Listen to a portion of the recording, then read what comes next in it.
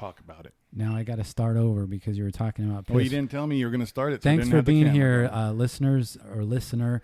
We appreciate the 5 subscribers on YouTube that's decided to check us out and take the plunge. This is Heroes of Humility, a show about social decorum, etiquette, and phenomena. We are going to be discussing things that affect humanity and probably ways we can save people from making mistakes and laughing at themselves. This is way too long. I've already got to edit it. Look, what are we talking about today? I already forgot. Okay, in the beginning of our show, we usually... Hopping and locking. We usually talk about an embarrassing, something that happened that was kind of like noteworthy since the last recording. And if it also reaches into the stratosphere of death defying, which mine's going to do this week, that's something that serious. We can incorporate. And then we get into our topic. This week's topic, we try to come out every other week. This time we're going to be talking about office vibes. There's some weird office stuff that happens that should be addressed, and we haven't just focused on that in an episode yet. Heroes of humility, humility, humility, humility, humility, humility. This is not a charade. This is real. These words you are about to hear are coming from real humans on a mission to save the human race from itself. Buckle up while these delusional heroes of humility, aka hoes, attempt to right the wrongs in everyday human behavior.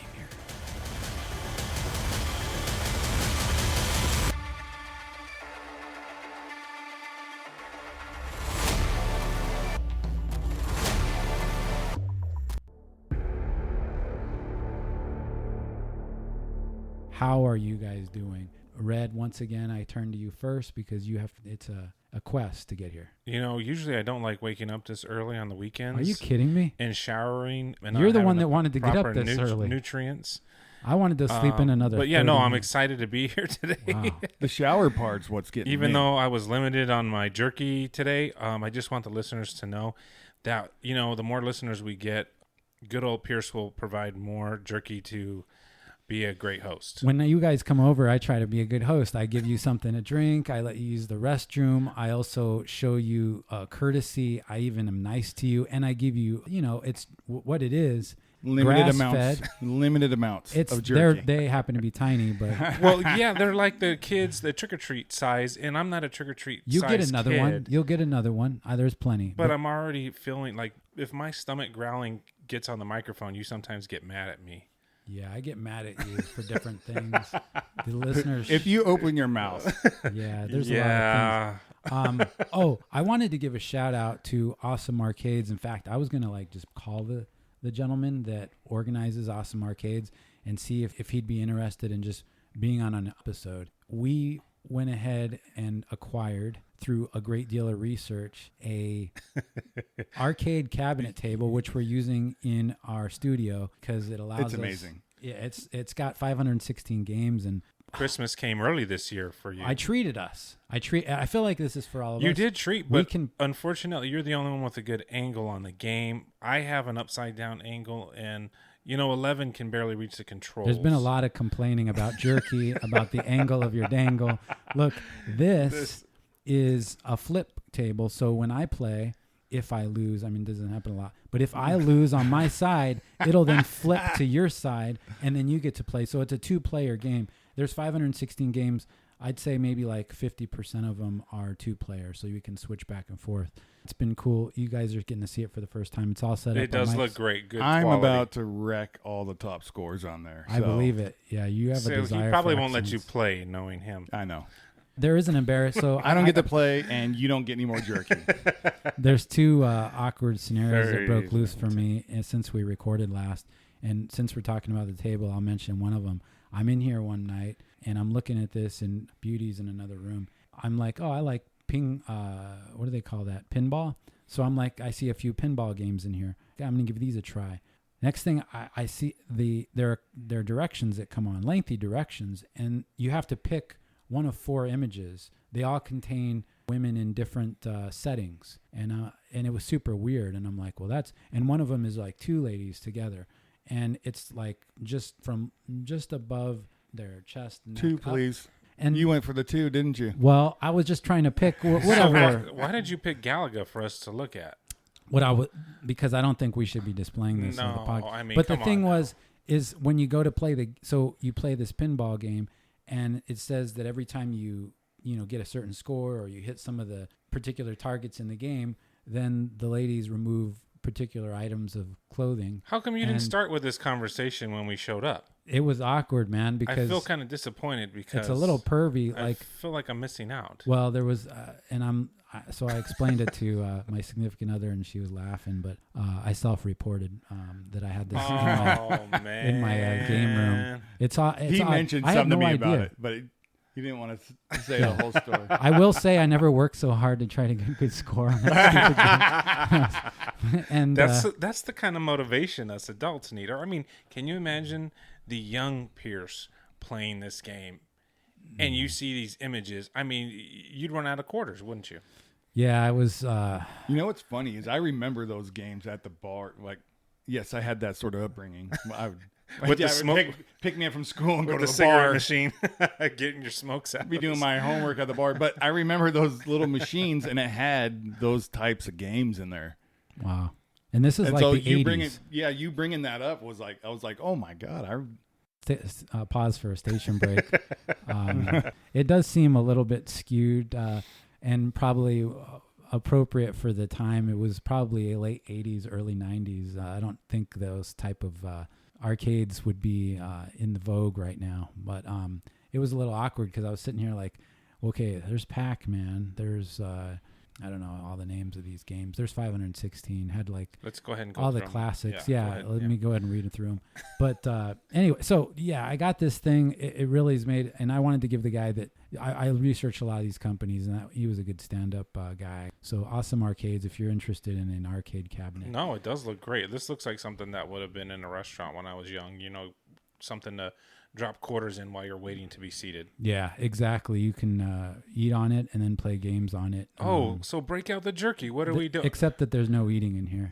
Son of a bitch, there's always rules. Does anybody else want to go? Because I had something happen to me that I damn near thought, this is it. You didn't this last ask couple weeks. 11 how he's doing. You asked me, and I don't want him to feel It's left very out. And it awkward was now, going to yeah. go around in Well, you could have just Well, said, now that hey, you why don't you mentioned say it. something, 11?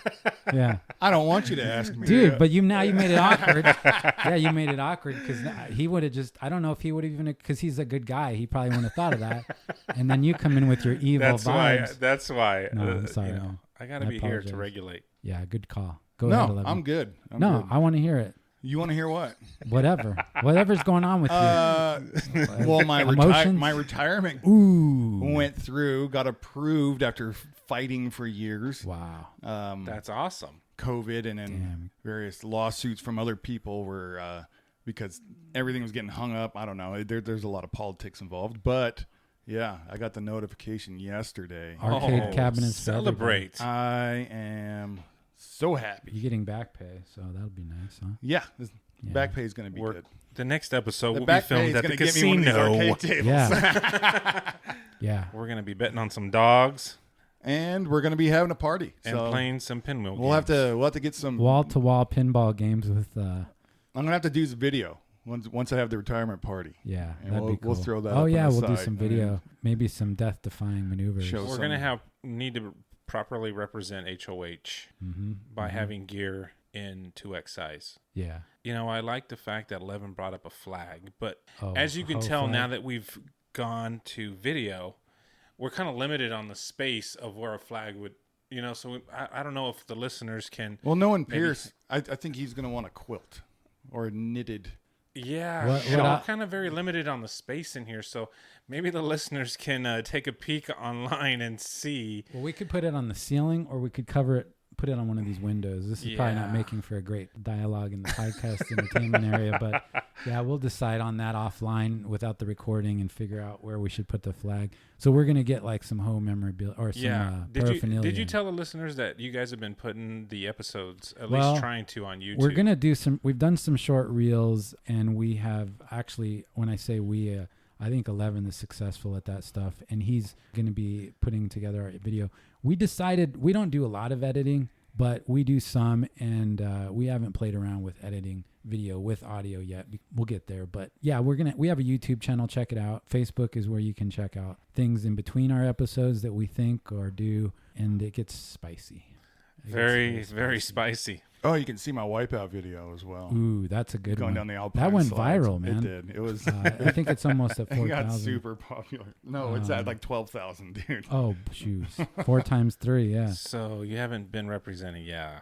You haven't been watching the video as much, correct? Well, I go in there once in a while. It's doing really well. And Okay. the guy's entertaining. Your number twos, as long as you're regular, should be up to at least 4,000 views. We have, I think we are up to 5 subscribers.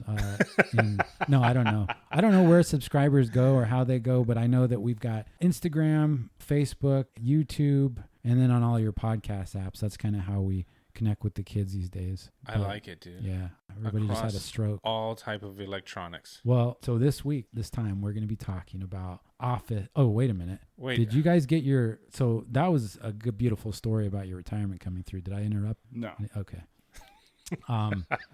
Yeah, so... Like usual. No, that's fantastic. Okay, look. Was in the office the other day, and I was thinking, how often do you realize you're the assailant? You're the one that's causing the disharmony. And it did occur to me, and I've been doing it for years. Oh. And I know you guys are going to be a little bit piffed at this, and you've probably tolerated it because we all worked together for a while. Yeah, I know what you're talking about. Go ahead. I don't put it in the microwave, okay? Oh. I don't put it in the microwave. But the thing is that people are offended by the smell of fish. Yes. Absolutely. And It's the microwave, dude. You cannot do fish in a microwave. No, at I don't. work. I don't put my fish in the microwave. I bring something that doesn't require to be heated. Like salmon is okay cold, tuna. And again, when you take advice from Hose, make sure that you check it against some other professional.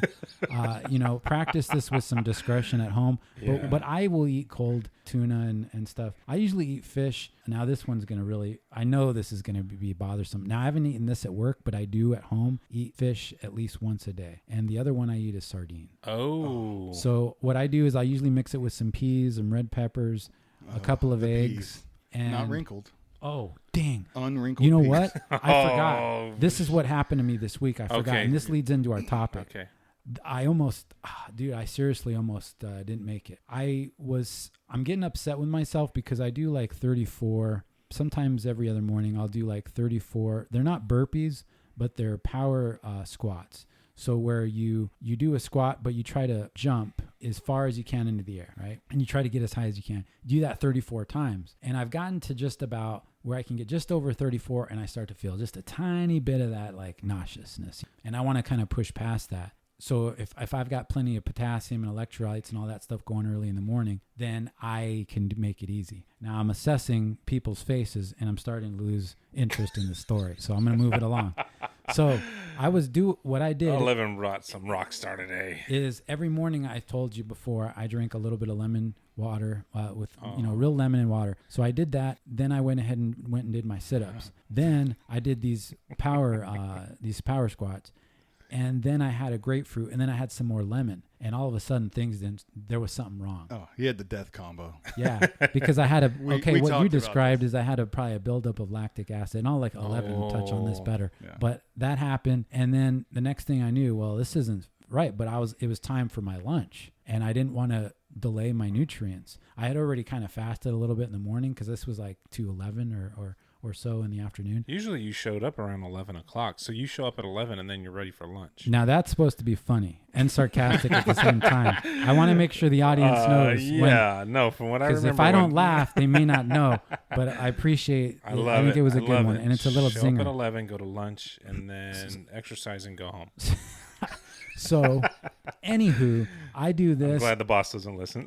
And then I started to feel not good, but I'm like, I got to have my salmon, my eggs, and my peas. So I went ahead and had that, and it didn't go good, dude. It was basically like mixing citrus, lactic acid, or whatever acid from my workout, and then fish and eggs. And the rest of the day, things did not feel right. My stomach was all cramped, and I was in so much pain I couldn't sit still. I was wincing, and I tried to eat again. But the point of this story is not just to be laughing at what I'm such an idiot, because my intensity to try to do things the best I can is actually I'm hurting myself. Well, I don't think you finished the story. You said you had this buildup in your gut, and then what happened? I mean, it felt like the story fell flat. Well, that was rude, but it was painful because things were mixing in my stomach. Okay. And if you mix citrus with eggs and fish, that's probably a bad combo. And I think it like almost kind of like went bad in my stomach, but it was also, I had some of that nauseous from my workout. Okay. So you're and pregnant. I never got better. And then what happened? Well, it did. I don't know what that feels like, but I imagine it was pretty close to what I was experiencing. I You just had laid morning there. sickness. So you had morning sickness at It was work. afternoon sickness, but Oh, that's remember? true. Yeah, it's after 11. So you had to go to the bathroom and go take care of business because that upset your I stomach really that bad? couldn't. It wasn't so much that. It was just something in my stomach, acid. I couldn't get rid of it. I couldn't get. You know what? Yeah, he What felt happened? really What bad. happened? 11 to me. Can you describe it any better? Because you're very no, knowledgeable, dude. He was done. No pressure.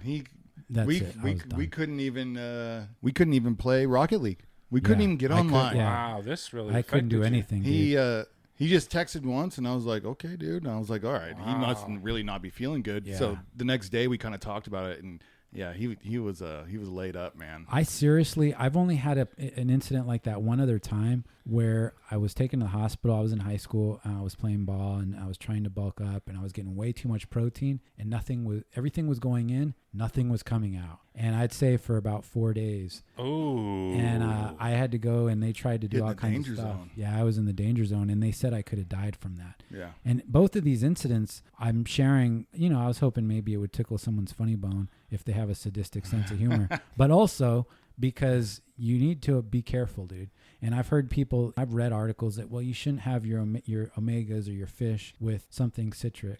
I'm here to tell you there is some issues. There's with that. also, like you said, that the buildup of lactic acid, which Yeah. if you haven't worked out in a while, and I kind of go through these phases to where I'll get an injury, and I have a lot of injuries from the past and all that stuff, and it's kind of, I'm like a roller coaster with my fitness stuff, and if I haven't worked out for a couple of months because of that, and once I get back into it, I build up lactic acid bad, man. So I start working out. It's like the burn you feel in your muscles, and you work out regularly for a couple of weeks, that kind of goes away. You get rid of it all, but at first it releases a lot, and it always attacks my gut, man.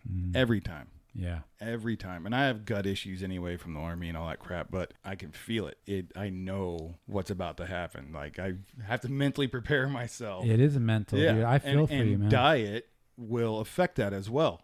Okay. So that's why I'm saying that workout you had, especially working like your core, is really going to attack your GI, you know? And then with all the citrus you had with the fish, it just kind of created a time bomb. Yeah. And it didn't help. I was laying down during some of my workout because I was doing my core, my abs and stuff. Yep.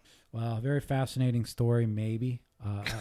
A little tantalizing. Yes. You didn't know if I was going to, I'm here. You made it. There was a moment where in my own story, dude, I was like, I was in so much pain, and I thought about going to the emergency room, but I thought, well, what are they going to do? I mean, what can they do anything? Just call me. We've got Yeah, they'll do the finger the poke. wife at home. Yeah. She's That's right. Your wife is Dr. Wifey, really man. smart. She's amazing. She knows. She's great, man. She's used to your phone calls. You shouldn't feel so bad. you know what I did? She could, yeah. Well, you know what I did is I put I took some. I thought, what'll make me feel better is some lemon juice. Just kidding. No, I took a little bit of ginger and I put it in some water. I tried that, and I didn't have any Tums. I figured Tums would probably be a good thing. It could help. Yeah. Good old Pepto. Pepsid. Milk That's of what I'm thinking about. magnesia? Oh. Pepsid helps with that Yeah. acid. It's great. It's calcium carbonate, which I think is what's in Tums. That's supposed to help dissipate the acid. But I don't like taking something that my body's making because my body's making it for a reason, But then, of course, if it's causing you that much pain, like a headache, I don't like to take Tylenol if I have a headache because, no, I'm going to let my ego powers in my body, the way that God made it, fight whatever this is. And I've had some pain. Somebody's laughing, but I'm serious, dude. I didn't want to make 11 feel bad, but he's laughing. He's basically He's laughing. laughing at me, not with me. You kind of told us not to laugh too much because, Right. I just didn't want you messing up the audio because sometimes you guys laugh I around the felt mic. kind of bad. I'm kind of a dictator here. We noticed. Kind of a dick. He's kind of a dick without the taters. Well, anyway, No taters. No, that was part of my. that's carbs. But yeah, so when I do this stuff at the office, when I bring my little Fish. plan of fish, Concoction. I've noticed, and here's the type of volatile anger that it ensues. It's very passive aggressive because in a way, maybe that comes from people deep down being a little awkward or whatever. Most of the people we work with are not like that, but there are some. Oh, and there's plenty. and they will They are there. just passive aggressively start to fire shots down range, and you're like, well, what is it? Did I say or do something? And then later I'm like, well, I had fish every day. That's not a big deal as long as you don't microwave it. Like, I don't think so either, but I've there are seen- people that I've don't like to seen- smell it. they'll print out signs and put them on the microwave, like, Don't do eat not your microwave fish. Oh no. And then there's always that dude that's like, fuck you, man. And Yeah. he'll go in there and light that place up, man. And you can smell it a mile. You're like, oh my God. And at my old office, some dude had like some sort of fish stew or something like that. He warmed it up and he spilt Stew. fish juice on the way back to his desk. So it was not only was it in the Nice. stench was coming out of the office kitchen, it was in the hallway where because that's not going to come out. I mean, you're going to drop water on it, it's just going to spread more on the carpet. That fish Yeah. was and just and these rank. and these break rooms always have no ventilation. Yeah, That's correct. what makes Right. it 10 times worse, man. Everyone I've been to, none of them. You Yeah. can't crack a window. Yeah. Fish in You're the lucky office if you're is getting bad. clean filtered air. To My begin with. other biggest annoying thing, microwave popcorn. When people burn it. I love the smell of regular, popcorn when you do It always Yeah. makes you miss that But you when don't somebody have any. Yeah. burns popcorn, that's another stench in the office that just permeates and it doesn't go away. It takes at least a day sometimes. With my borderline narcissistic tendencies, I thought they were just jealous over the nutrients I was getting that they weren't. The eagle nutrient. Yeah, and I thought, well, these guys and gals are just jealous of my salmon and my peas I could and see my I could eggs. see where you would think And that. then I started to use the powers of a brain activity that God gave me, and I realized, no, I think they just don't like my fish, the way it smells and stuff. And that's what it is. And I had a discussion with somebody about this, and I can tell Red wants to say something. No, just Oh. repositioning. Okay, well, yeah, your nonverbals look very similar to when you're repositioning, and if you want to say something, or if you have to use And the my number restroom. twos. Yeah, there's all three similar. Okay. Not that I've seen the I think latter. you're just, Wait a just second. cracking one over there. Yeah. But if you, Oh, these microphones are good.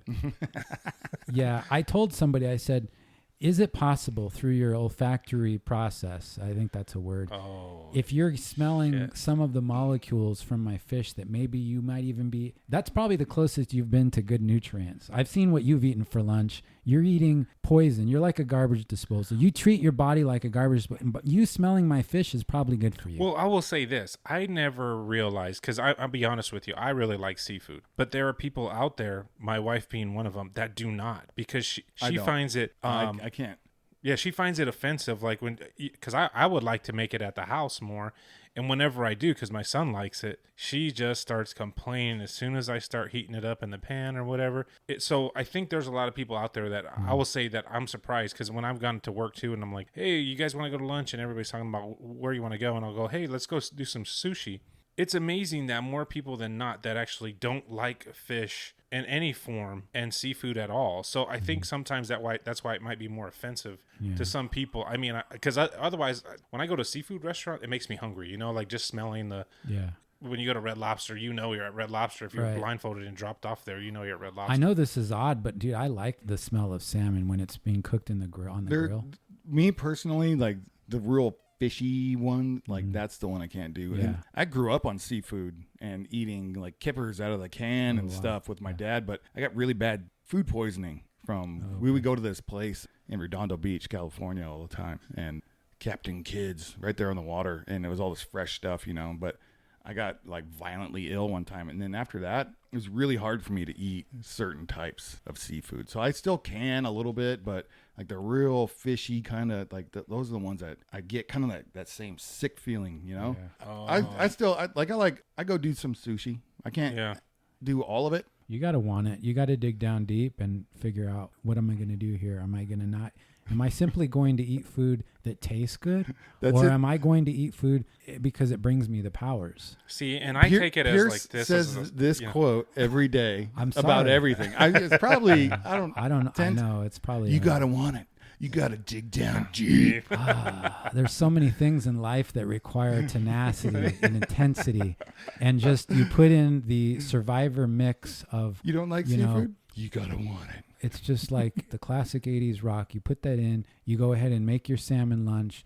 You offend everybody to the point where they get into a passive-aggressive rage, and all they want to do is destroy you at work. And you realize maybe they aren't just jealous of listening to just Survivor. jealous. Hold your and sweat hand. Vital. Hold your sweatband up. Oh, my sweatband. Wolverine.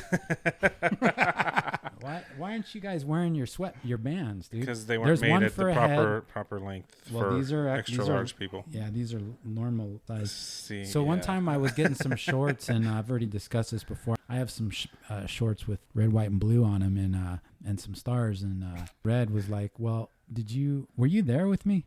No, I just told you the story. no, you Oh, told me okay. the story because Yeah, we so giving they you took so them much right crap. off. Yeah, they took them off the mannequin. A humble brag. Well, that's not something to brag about, honestly. But this mannequin, I looked very fit. It looked very. It was like a mesomorph. He was like a ectomorph. Which one is the one that's like the kind of the stocky build? You guys know your morphs, right? You guys look like you're Mighty. into morphs. Yeah, no. All right. Well, it's one of the Morphin' body Power types. Rangers? It's one of the body Are you types. talking about Power Rangers right now? No, look it up. I never was really into I think them, it's dude. endomorph. I wish we had a research person right Oh, now. They could look up this. yeah. I think it's called endomorph, and or whatever it is. It might be mesomorph. Okay, But just anyway, go with one of them. This looked like we're gonna have to edit that part down. This looked like a guy. Anyway, I took him off the mannequin. Actually, I went to the person that worked there, and they took it off. So the whole story will be removed. What is he found out? Softer bodies with curves are called endomorphs. No. Oh, so it's not endomorph. It was one of the other morphs. It's Terminator 2 guy, the liquid metal. Well, yeah, that's the opposite of endomorph. I think it's mesomorph. I think it's the ectomorph that is a super slender people. There's three Holy types of body shit, styles. we're still on this. You guys can use the Goog at home and check this out. Look, there are a lot of weird things people do at the office, and I was a Offender. violator. You're definitely I was a violator. ruining, and I apologize. Anybody that knows me and is listening to this, I want you to sit down for a second, listen carefully, and this is a very sincere apology, which you are about to hear. Suck it, motherfudgers. No, I do apologize if I've made anybody. Now, I would like to describe something that I've been the victim of, though. And now it's my turn. Okay, yeah, the table just keeps going. I'm sorry. Yeah, I should have let somebody else take a turn. No, go ahead. You're Well, already on a roll. Is there anything else regarding food articles? No, it's just food about is a you sensitive topic in the office. Apparently here at Hose in the studio too. There are things that people eat. When I smell popcorn, I kind of have something happen to me that I'm not proud of. Number one is I don't eat it out of the microwave bags because a lot of times the chemicals they put in there, I don't want to eat those. But Oh, I have a small feeling of, I don't know if envy is the right word, but when you smell popcorn in the office, you're like, I wish that was my popcorn. You know what I Yes. mean? oh, absolutely. Do you ever have that? Like, you're like- Absolutely. and then you kind of like, you look to see who is this elite person that's got I know. that they're so fancy. Why are have they not popcorn. sharing? Yeah. Why? And well, I just think, who is this person just walking through the office, sauntering with their popcorn, and they must have the world on a string. You know, they got whatever they want. When The their best heart's is desire. like when you get that cart and it kind of does like the movie popcorn. Oh, you know? there's something about it Dude. tastes better. Oh Yeah. my god, dude! My wife got one of those. My mouth is watering right And now. they have thinking like the about it. pre-packaged. It comes like with the package of butter that's movie quality with the package of. And I didn't realize it was the such a yellow serious food thing. coloring. Yeah. And it was fantastic, and it tastes better than just your regular microwave Mhm. stuff. But it does cost more money. A lot of ingredients that probably weren't made by the earth. I do smell it, and I still feel. You even don't though know that for a fact. I don't but know you're that. speaking like I'm it very is. skeptical. Wait, Yeah, yeah. very skeptical. That's a very I'm pessimistic skeptical way of anything in a bag that blows up in the You're microwave with the skeptical But your of radiation. tuna everything. comes in a bag. Yeah, I mean, that's in true. a can. Yeah, that's true. Well, the can, yeah, it tells me though that they were safe. that they were taken from waters without. But what about the chemicals in the can? Yeah. Well, it's And they supposed were to What be. about the treated with the process can. of making that? And then the label, sometimes the glue, Yeah. it could be. And the ink, that all chemicals, term? all What's chemicals. that term that they put on cans when they're supposed to be free of something? Eleven's gonna know. Cancer-causing materials. 11's gonna know. He knows everything. He wasn't even paying Speaking attention. of stuff, he just put a freaking thing of chewing. What's that? What is that word? Caustic? UV safe or something? Or No, that's actually talking about the materials inside the can. Like Yeah. the dolphins don't swim away from those tuna because they just they know that they're going to be in those type of cans. So the dolphins turn when they know that you're those tunas speaking nonsense. are. No, but- I mean you got to just think about it that way. No, I don't have to think about it that way because that's insanity. Smaller fish, they are less likely to have mercury because, like sardines, they're smaller, so they're not getting as much mercury. Whew. We were talking about office stuff. All right, You said you were a violator, or you were I was a offended. victim. You were a victim. I was a now victim. you're a victim. Now, anybody who has worked with me in a particular office might know of a particular individual that will come to mind as I describe the story.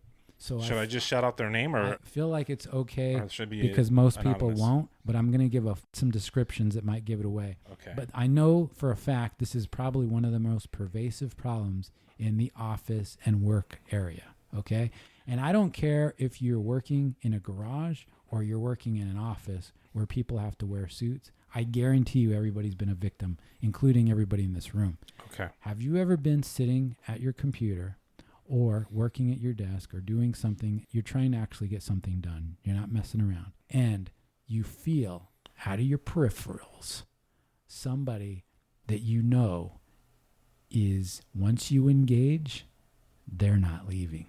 And once they engage, Yes. they are going to describe way too many copious details to you about all kinds of stuff that you don't need to know about, and there's no way to get out of it, dude.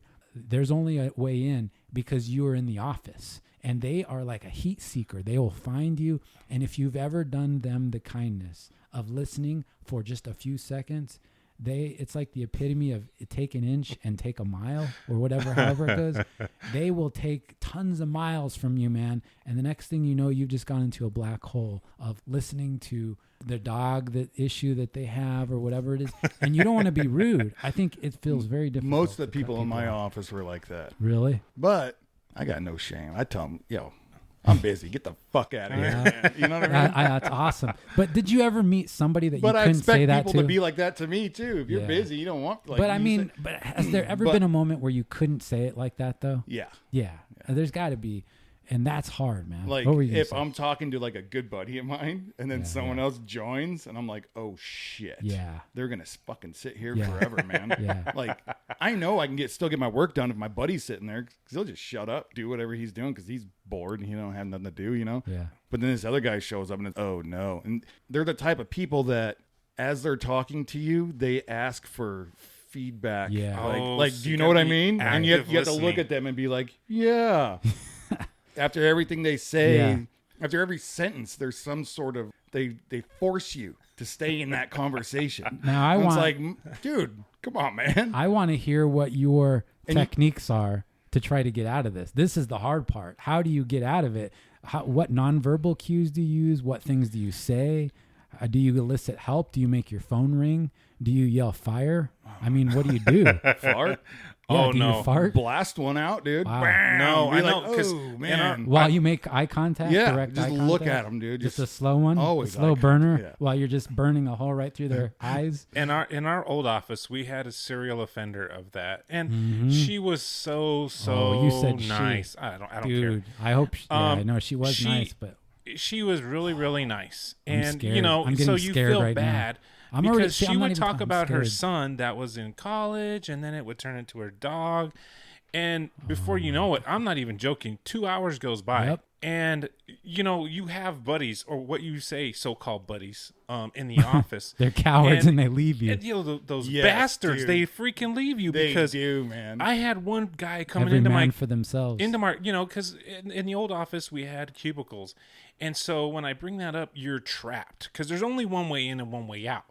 And the only other way is You jumping hear over people- the wall of you the hear people the cubicle. snickering all over the place. And you know they're laughing at you right It's now. not like it's a closed door, but they walk into your cubicle space, and then they're standing in the way for you to exit. Proximity, So this yeah. person was telling me kind of a sad story, and I, like you, I had to get some work done, and so all I'm thinking in his head is like, damn, I just need to kick this out so I can get out of the office at a decent time today. And my other friend walks by because he was going to tell me something or whatever. He sees and then hears the story, because I only found this out after the fact, because I'm like, I walk over to his cube. I'm like, dude, did you hear? After the 2.5 hours of this dude going off about what he was talking about, I had no interest and it was turning very awkward. I was like, did you hear any? He's like, oh yeah, man, I heard that. That sucks. And I go, dude, you're effed up. I go, you could have called me. I had 2 phones on me. Yeah. You could have called me pretending to be my wife, or like, hey, I need your help, or nothing. I'm like, what It's the hell's the wrong with you, equivalent- dude? 2.5 hours It's goes the by. equivalent to the Saving Private Ryan scene. Yeah, you could have where saved me. That idiot listens to his buddy get stabbed to death by a Nazi up on the second floor while he's Exactly. on the stairwell being like a little bitch. Yeah. While that guy could be over there fucking helping him. Pardon my language, all right? This gets me upset, It dude. does. Because I've had That's guys. the bro. Yeah. That's the bro code, I get, right? yeah. If I knew that was happening to you, you know what I would say? Yeah. Hey, Red, we got to go.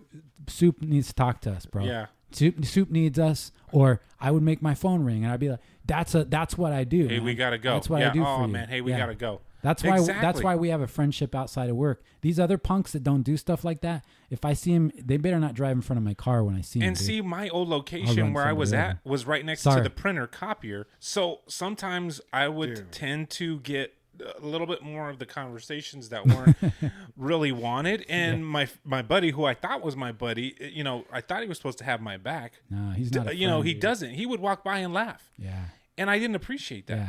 I He's had an laughing. office like that right by the communal printer, and everyone kind of had their own. But if you had to print off something big, you always used like the communal one. Yeah. because they did it really fast. We had 2 break rooms. There was the big main one that everybody went to, but then there was like a secondary one where my office was right there. Oh, I got bothered all the time, dude. All the time. People would just walk in and sit down. I'd be like, just sit down in your fucking. "Fuck you want, man?" Just sit in your You're like, office. "Oh man, I just can't handle it." I'm like, "Well, then just sit there and shut the fuck up." While I'm dealing with Can't handle it.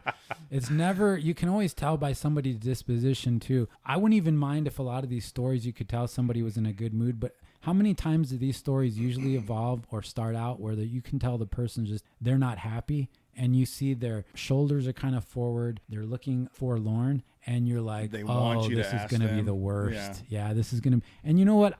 I want to. I that's how you get into these situations, because I was, and each one of you guys, I know you, and it was probably, and it's going to sound like I'm bragging, but there was probably a moment where we were trying to exercise some humanitarian effort to participate with this person in a conversation. And we wanted to make them, you want to try to be a human being with these people. But dude, they don't get the cues. I've looked Yeah. away. I've gone back to my computer. I've tried to get a piece of paper and look at it really hard. I was thinking to myself, how does this person not realize how hard I'm staring at this piece of paper?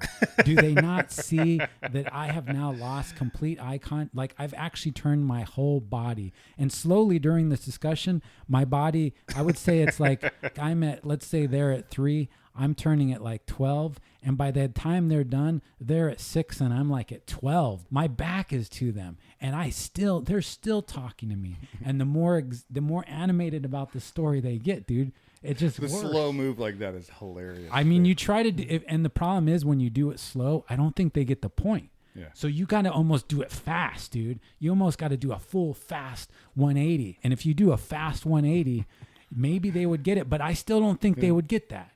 That's when you just turn around and go, "Oh, you're still here?" That would be. I never have it in me to do something. like that. I know, me neither. And even when you were saying, "Hey, I've told people to f off," I've never even been able I to do don't that. literally say that, but Yeah. it's kind of like, "Yo, I'm busy, man." Right. Like, No, I could see you do I that. will like, say I've I done work- that plenty of times, but there's the times you do get caught. Yeah, Right. You're yeah. just kind of like, No, and it absolutely, turns into that. and I'll tell you, like, the only thing I've learned, because when you gotta like type something up and you need your full focus, but you're like, okay, I got to be at the office, I have to have my headphones on, and most everybody knows, like, or you have your headphones on because you're either listening to some training thing that you got to do and you don't want to be blaring it on your speakers, or it's your like dome of leave me alone. Yep.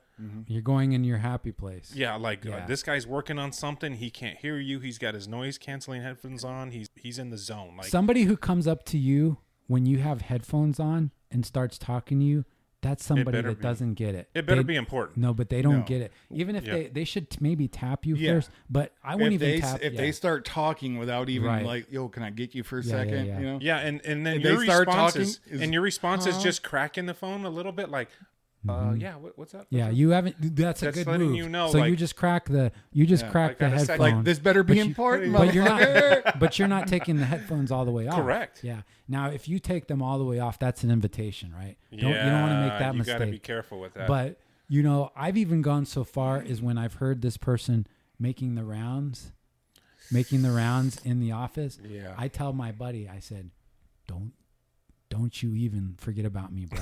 Don't be like that little bitch in Saving Private Ryan, dude. I know that one buddy that we have in common. I'm telling you about, and it's Cool Hand. You know what? He'd want to be saved, but he wouldn't save you. And that's what I've told him this. I'm like, dude, what the hell's wrong with you, man? You saw I was suffering, and he's laughing, and it just like he takes joy in that's what I was suffering. saying earlier. I'm like, dude. So you know what goes around comes around. I'm gonna send up because I've done this before. I'm like, who it's gonna happen to him. Has good info on this story you're talking about? Send them, dude. Yep. Cool Hand has got the best story. You should listen up to this, dude, because I gotta use the bathroom, but I don't have. You should talk to Cool Hand about it. Vindictive revenge. Yeah, exactly. Those but then I will say, get pleasure out of that. Those dudes that poke their head around the corner and laugh, point at you, and they're like laughing, like, "Oh man, I'm gonna get you back. I'm gonna get you." Oh yeah, that's where the passive aggressive stuff comes in too. It can be dangerous. The vindictive emotions. Ooh, yeah, Randy Macho Man Savage is coming in here. Elizabeth is already icing the champagne at another cubicle while she's waiting for my heroicness. Because when people start talking, dude, there's a part of your kindness that you say, I can't just tell them to go away. We just can't do it, dude. So you listen, and what happens is if it's happened one time, they remember who listened to them. Listener. Yeah, you're a good listener, man. And it's not that you're a good listener. You just don't know how to stick up for yourself sometimes. But I've listened to a very long story and a number of them, and I know myself to be a socially competent human being, and I was at a loss. I mean, I couldn't, because all those things I thought would be effective, they weren't working. Yeah, I remember thinking, and I'd walk around and people be laughing. Or do you have, like right now in my office now, I've got a buddy of mine. Actually, I like him. Tells fantastic stories. But sometimes he will come over to, like, where he sits is away from where I sit. So if I know he's walking towards my area, that he's coming to talk to me. So you already know if you see him break to the right, he's coming my direction. Mm-hmm.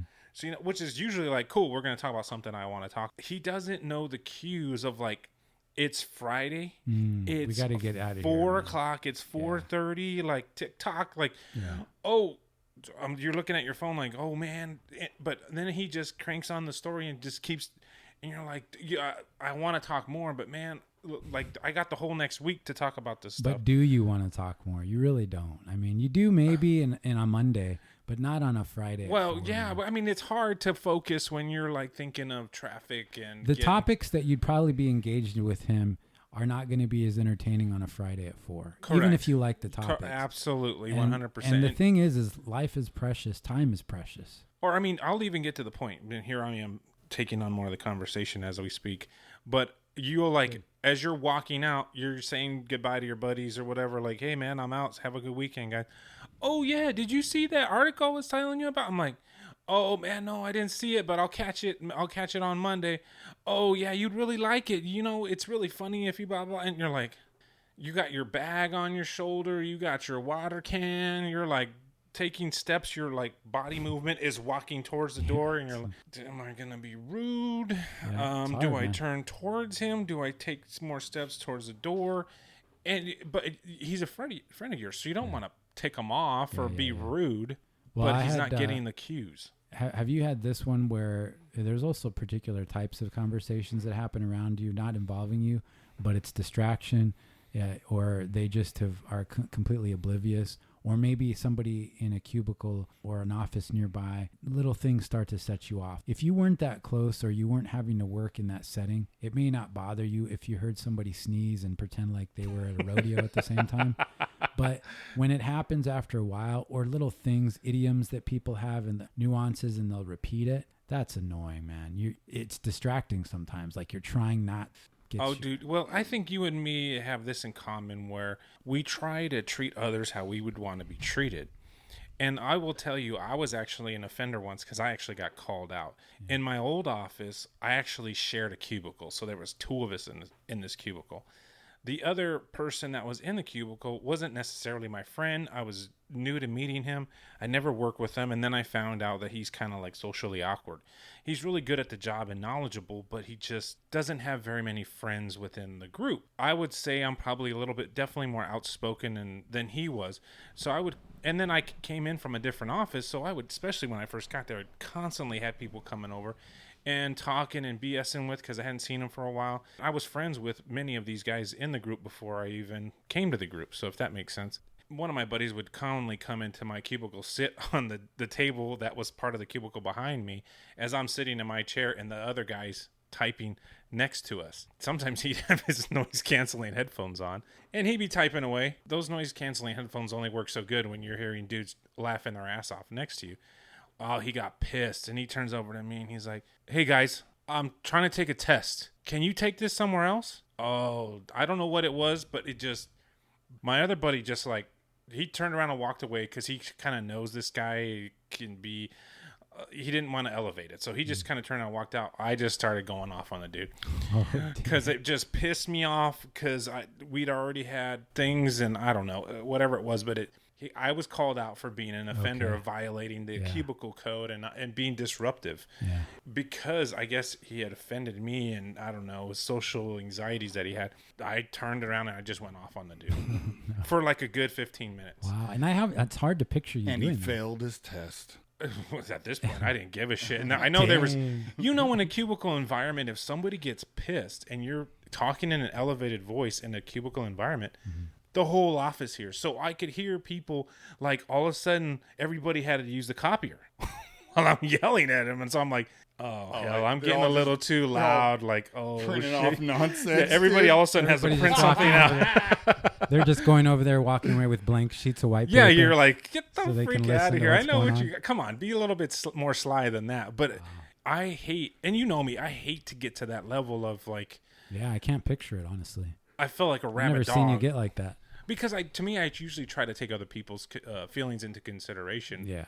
But obviously, He must have I really wasn't. been rude, dude. He must have really done to set I you don't off see you like doing that. that. Yeah. Well, I I think what it was maybe this is why I felt out, and I think you it guys was had because something else going on. There was something. he didn't have any friends in the group, and I think he was kind of pissed that no one ever came to him to talk to him about things because he just was socially awkward. Smart guy, but just socially awkward. You are tapping into something. We started out like right here.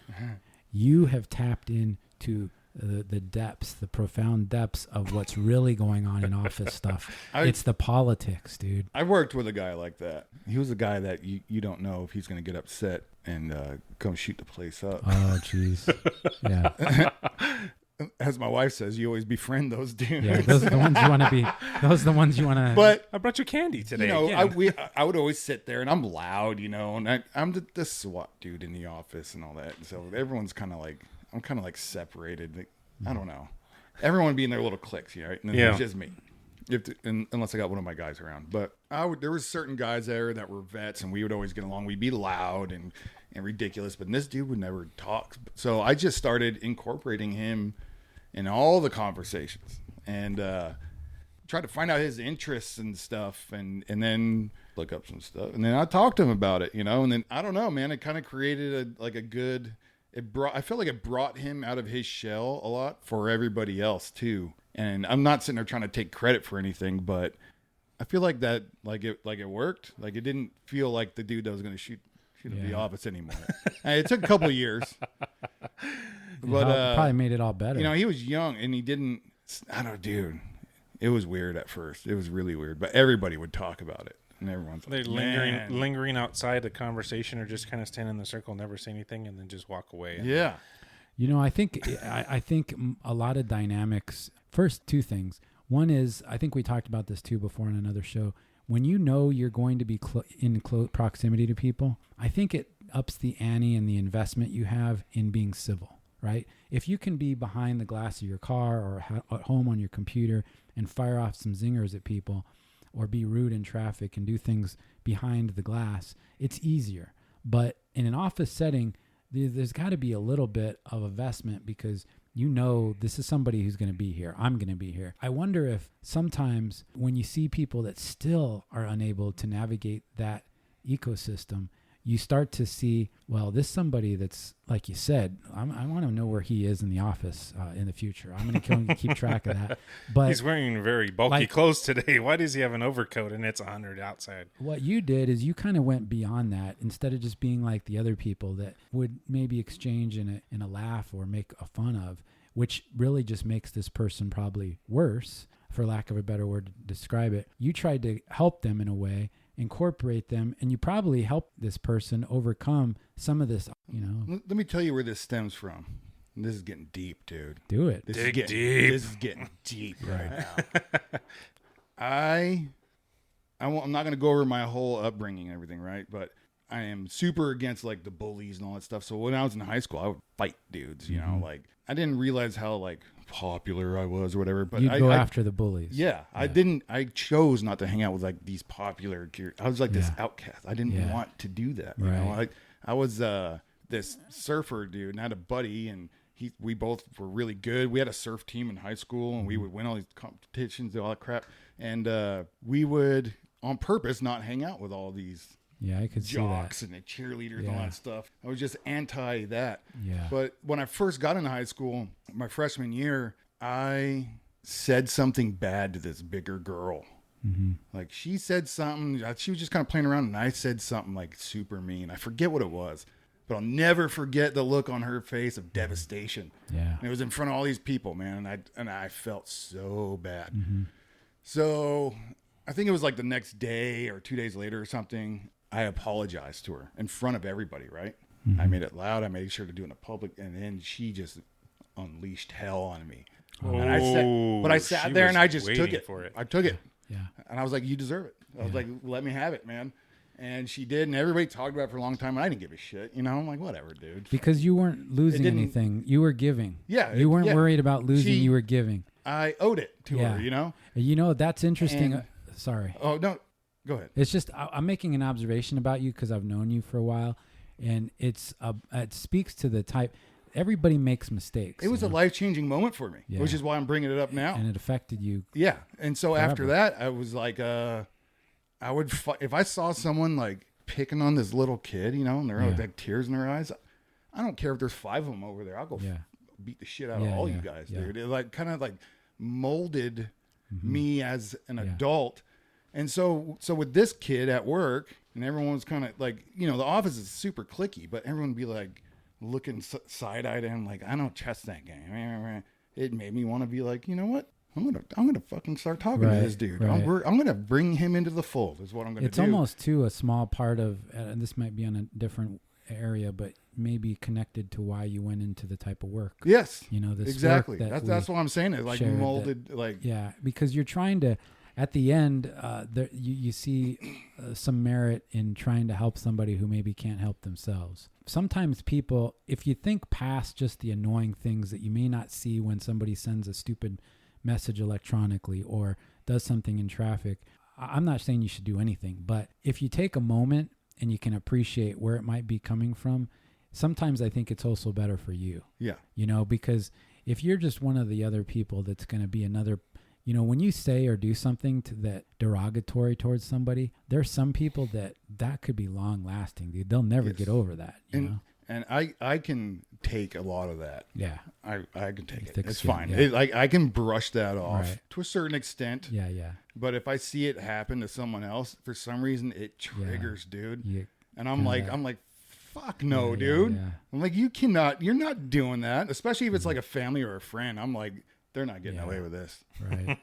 I don't even want to. I can't. And all the other side of that you can't react to everything, right? Because I've done that too. I have a pet peeve sometimes in traffic because I feel that if you think about the weight of the vehicle you're in moving at that speed, when you see people do stupid stuff and totally take, liberties with the small margin of error you have on the road, it does set me off because I've seen really horrible accidents in work and other places, and it's not right. I had the whole family in the car the other day. We were making a left onto this main street, and we didn't have a light or anything. And these cars were coming, but I had plenty of time to get out there, right? So I'm in a Tahoe, and I'm pulling out going left, and this dude in this Dodge Ram was driving towards us and was in the right lane and ended up swerving in the left lane and floored it like he was going right at me, like on purpose. What? Yeah. Wow. And I watched the whole thing happen, and then my wife, like Mandy, she was like, oh my God, and the kids were like, ah. The dude was doing it just to be a dick. And my blood boiled, dude. Yeah. I went to turn and hop that center median to go chase this down and rip his stupid face off. Yeah. And she like touched my shoulder. That's it was like, it's okay. It's okay. Damn. And I was like, I almost ripped the steering wheel off, dude.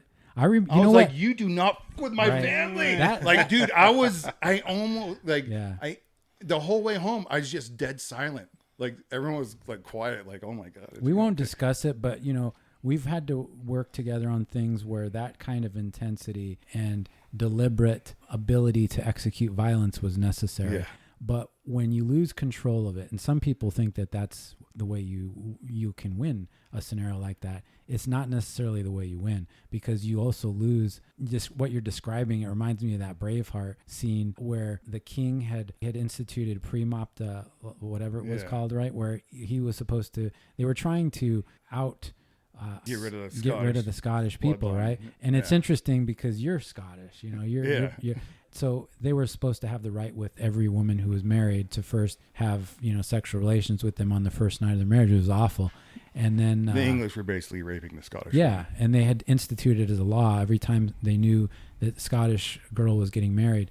So then that scene in Braveheart where the woman who is the next victim of this scenario, because they just got married and they're all going to fight, the guy's had enough, and she just kind of goes over and puts her hand on his shoulder and she goes away with him. And it's like, oh man, it tugs at the heartstrings, because you think, when's my life ever going to be that hard? Like, we have it pretty good here, but just that piece, that you described, where I've been with, my beauty can do that, or she'll just make me realize, okay, this isn't necessary. Just calm it there. Calm down right now. It's good, right? For our bilingual listeners. Yeah, it's just a word that thinks and says it, but there's a lot of politics that break loose in the office sometimes, and it's peacocking and other stuff, and it just kind of devolves. It gets worse and worse, and the fact that you were able to kind of incorporate that guy, but some people will never be fixed, and it just makes it hard, and they're always that person that makes life more difficult in the office. It's very hard to be completely honest in the office. We have a situation, I'm going to be very tangent here because I can't discuss specifics, but if you've ever been in an office with somebody who's they've totally derailed, and now you're actually having to write like paperwork, and you're being asked to be interviewed and discuss this and document it, and you're like, everybody has a different ability, a resilience, or a comfort level with being 100% honest. And if you are trying to be completely candid, you're going to be in uncomfortable situations, because at some point, if somebody's really behaving weird, you're going to be the one describing what that person did or what you saw and all this. Management is probably going to get a feeling for, we can go to this guy. He's probably going to tell us what happened. That makes it difficult. In fact, there's times where you even wonder, how did management not know? The guy is, basically it's clear, right? No, management's shady. Yeah. Dude. They always act like they don't know anything, and they know everything. Right. Yeah. Plausible deniability. Yeah. That's them. Yeah. I'm the dude. I'm always 100% honest. Yeah. Because if you lie about it, you're going to get hemmed up, dude. Yeah. And I expect the same from everybody else. Yep. So I don't feel bad about it. Well, and doesn't it make you wonder, because regardless of the type of work you're involved in, if you're involved in any kind of work where you have to rely on somebody, what does that make you feel about when you're having to rely on one another about that person who you saw be less than candid. Yeah. It makes you concerned because you may. If you're right, when someone else lies, your buddy or whatever, and you see it, that makes you a fucking liar now. Yeah, in a way, yeah, It absolutely. does. Yeah, If you don't absolutely. call him out, you're Right. just Yeah. he just hemmed you up, It's not easy telling that it's and now you're gonna be this rat and all that. Right. Like, dude, just Yeah, stop just- with the games, man. there's a lot of games in the office, and then I think one of the challenges is you've heard the phrase yes man versus no man. Yes man is probably more common, but it's Those hard. are the man. guys that get promoted. Yeah, those are the guys That's that why usually in those that's why positions. the agency sucks balls. And they figure out how to kind of walk that line between making the boss's boss happy, but looking like they have been completely candid. And I think it'd be very hard for me to go into any kind of management position, because I also think leadership is unfortunately used synonymously with management, and there are two different worlds. If you want to be a leader and not just a manager, that's somebody to me that is willing to put other people ahead of themselves.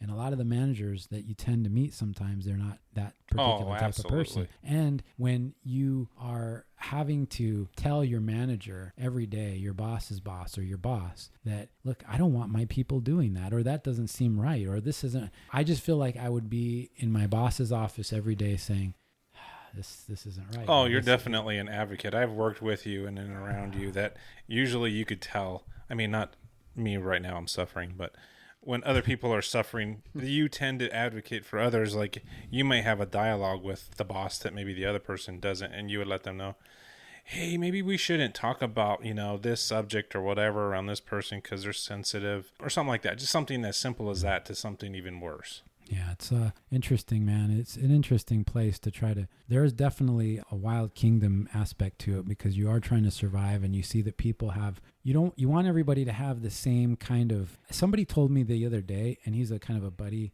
of ours. We all know him, and he said, "Look, you can't expect other people to do things like that. You think they're the right thing to do, but you can't expect others to do that."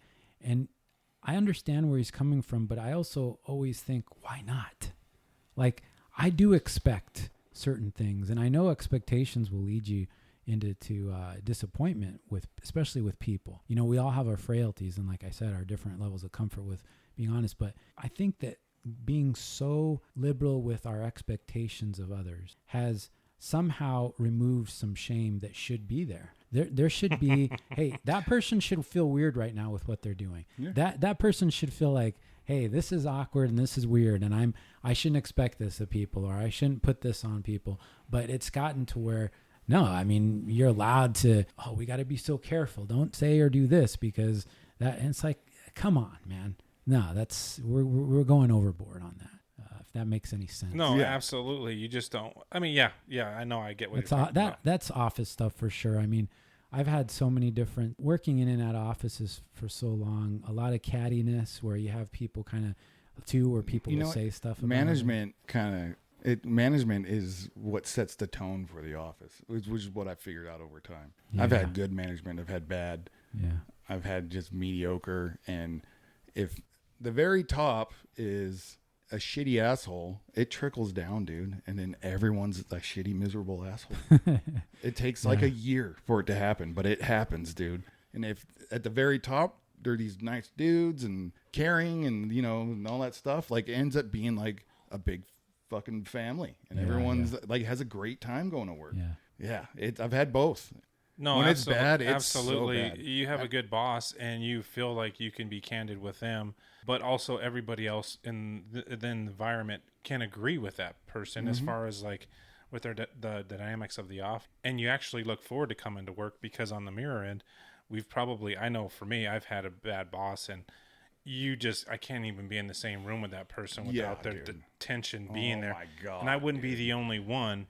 So it's just like, you limit any type of realness of yourself. You're not going to, hey guys, did you see that movie come out? Or, whatever. There's no communication. And it's like I've been in management, right? And having good rapport with the troops and having open communication is huge. Yeah. It stops all the weird questions and the rumors and all this other crap. Yeah. And, I was lucky early on. I had a good supervisor, like a phenomenal. and kind of showed me, and then I had some bad ones, and then I got into management, and I was like, I'm going to be a good one, Yeah. And it's like when I got shitty stuff brought down to me that I had to like dispense out to the guys, I'd be like, oh man, here it goes. I'd go talk to them like normal people. I'm not like, this is what you need to do and you're doing it now, and not give them an explanation. I'd be like, dude, here's what's coming down. This is going to suck.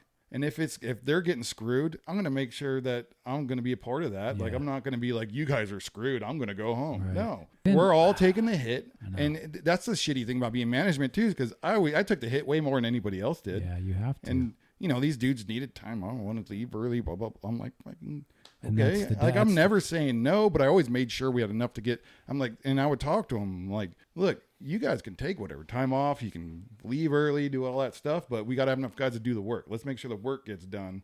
And then, and then it kind of became like a thing where everyone just kind of looked out for each other. It was like they almost worked it out themselves, and I didn't even have to worry about it anymore. Yeah, that's cool. That's because you were leading and not managing. You were taking one for your team and thinking about. It's so weird how it just doesn't seem like it should be that difficult to look past your own needs and think, well, how might this affect some? I don't know if you can train people to care about others. No. I mean, that's got to be about caring. I don't know, like kumbaya, but it's something you got to be. It's got to be shown by example. No, but I think you guys are right sometimes, and I don't know if it was like this in all your offices, but it seems like right now it seems to be the trend of promotions where it's based off of knowledge of the job, not maybe how socially this person can get along with different people. Mm-hmm. And so their dynamics come into a new whole group hiring process, and it's like, oh, this guy can do these certain tasks, they're great, no problem. But then when it comes into office dynamics and maybe this person operates this way, or you have people in the group doing different things, but you're trying to equally manage all of them and be fair, well, it's not going to be. And then they're just socially awkward, so then it creates this animosity towards other people in the group environment. So it can be annoying where sometimes if you have a manager that may not know every aspect of the job, but is more socially, I guess, responsible or just sensitive or like can get along with others versus knowledge of the job. Because most of us, you're always going to have probably sometimes if you're a new manager, you're probably going to have people you're managing that might know the job as much as you do or even better. And as a manager, you should be able to come up and say, hey, you know what? You need to be able to work well with people. Hey, can you tell me what you know, or like give me advice? Because I've had managers where they don't know, because you obviously know they can't answer your question or perform the task, but they're too prideful of going to people below their title to ask their advice. And it makes them look foolish. That's even worse, man. Yeah, because if you don't know, you just let me get back to you, Hey, man. I need to go find out. Exactly. I think more people would take an employee would take that more for a manager and be more receptive to them if they were like, even if they knew the answer and I didn't, and which is what gets those dudes hemmed up that you're talking about. It's like, who cares? You want the supervisor to tell you it's okay or to do a certain, so you don't get in trouble or shit goes sideways. Hey man, I don't know what I don't know needs. the answer to what you need to know, but either let's go find out or I'm going to go find out and we're going to learn this together. Most people would respect that versus, you know what? I know you probably dealt with this before, but I've got to go confer with other managers before I can give you a response. Yeah. I don't know. To me, that kind of rubs me the wrong way. Even worse, sometimes. the guys that just make up an answer. Correct. To feel like they know. Just to act like they know. And it's totally wrong. And they're totally wrong. Absolutely. Yeah, that's the worst. We talked about this before when people seem like they just don't really connected to perception and kind of take in by looking around and paying attention. No, because I would think most of the bosses in my head that probably I would consider top 3 bosses I've ever had in my current job, they socially get along better than they do possibly knowledge of the job. Where right now this trend is especially when you get into a certain age in the job that you have, you're starting to sometimes see managers that might be even younger than you coming up because maybe they're quick learners and they get the job a little bit more and they're willing to maybe move around. So they'll get the promotion at a younger age. But then they'll get in and they don't have life experiences that maybe could help them along with other people, if that makes sense. Yeah. We could probably go on with this topic forever. Absolutely. We've done an hour here, a little over. So I think we've covered some stuff that people are probably taking notes while they're driving, and that may not be. Hopefully, they're still driving very conservatively and in their lane. Trying to drive over medians and run people over. So thanks again for being with us on another Heroes of Humility. Thank you, guys. Appreciate you guys. Take care and stay kind. Check us out on our Facebook and YouTube and subscribe for updates and all that stuff. Take care.